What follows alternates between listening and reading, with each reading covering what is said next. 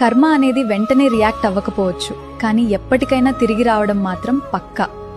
ఈరోజు ఎవరికో ఒకరికి పెయిన్ ఇచ్చి చాలా ఈజీగా నవ్వుకుంటూ వెళ్ళిపోతుండొచ్చు, కానీ రేపు అదే పెయిన్ ఏంటో వాళ్లకు కూడా అర్థమవుతుంది. ఎవరిదో ఒకరి మనసు విరిచేసి వాళ్ళని ఏడిపించి వాళ్ళ ఫీలింగ్స్తో జోక్స్ వేసి లైఫ్లో ఎవ్వడూ ఎప్పటికీ హ్యాపీగా ఉండలేడు.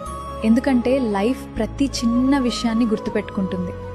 ఎవరు ఎవరిని ఎంత ఎంత టార్చర్ పెట్టారు, ఎవరు లోపలంతా ముక్కలైపోతున్నా సరే నమ్మి చివరి వరకు తోడుగా నిలబడ్డారు అనేది ఖచ్చితంగా లెక్కేసి మరీ ఇస్తుంది.